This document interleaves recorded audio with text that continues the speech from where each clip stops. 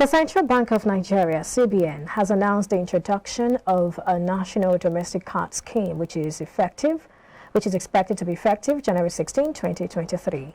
According to the Apex Bank, the move is aimed at reducing operating costs of cards in the country, promoting stability, inclusion, and growth in the financial and payment system, and will be delivered through the Nigeria Interbank Settlement Systems (NIBSS PLC), which is the country's central switch in connection with the Bankers Committee and other financial ecosystem stakeholders.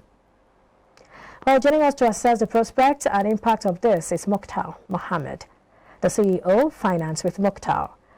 He joins us virtually. Good to have you join us today. Thank you.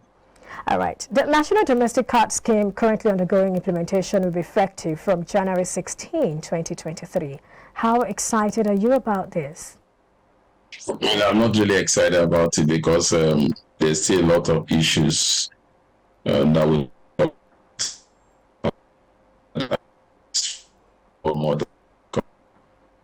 what happened to people that have domiciliary account, what happened to people that have savings account, or how is it going to be? Will I use one card just to function in every bank, and what is going to be the cost in terms of the bank ATM that I use?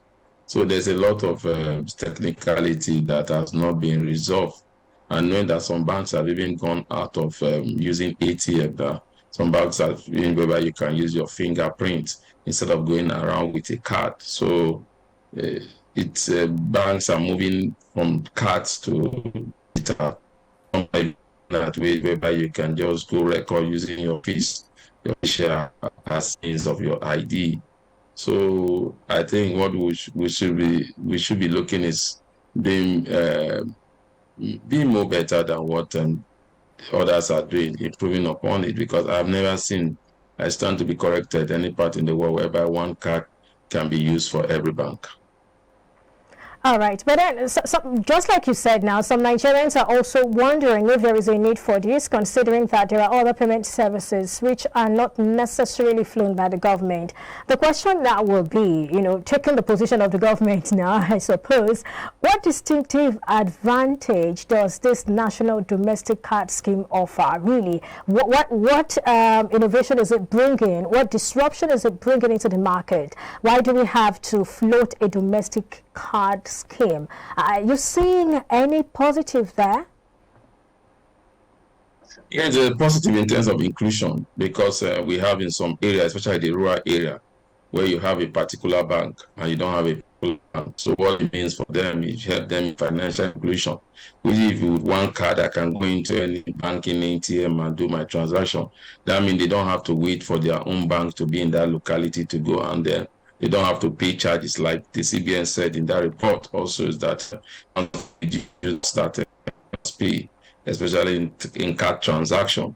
So that also could be an added advantage for those that are in the rural area, and also for those that want to do business between one bank and the other. Also, it could be an easy means of payment.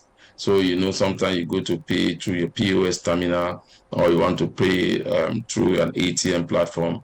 Yeah, I see. Do you have this bank card? So with that one, we don't need to be doing that. So it's going to be almost like now in the banking sector, I take your BVM, I place your BVM, all your accounts in every bank that you have an account comes on stream.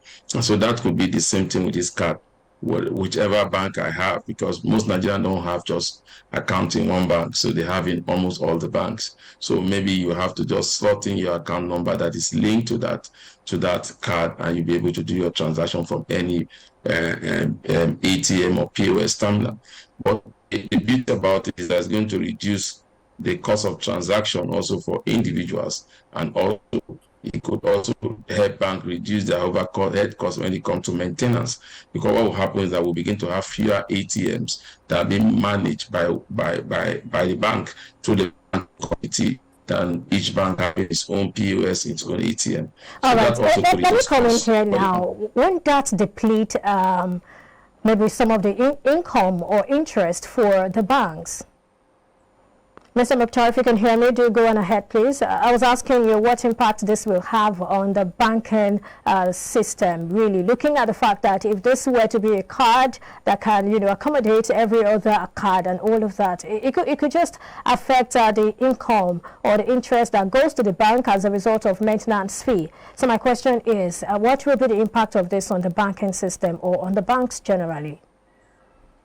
What I'm saying, I don't think the impact will be very much on the bank. Remember that they have their way of sharing in terms of profit sharing, or what I call it profit sharing, or sharing in terms of when you need transaction. There's a particular amount that goes to the bank you are transacting to. Either they withdraw 15 naira from you and things stop.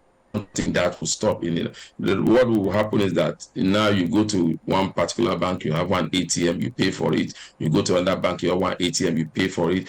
So you have only just have to pay for one ATM, and that card you can use it in any of the banks. So their transaction will still be there, but I agree with you that the cost in terms of what they make in terms of issuing of ATM, which is sometimes card maintenance fee will come down.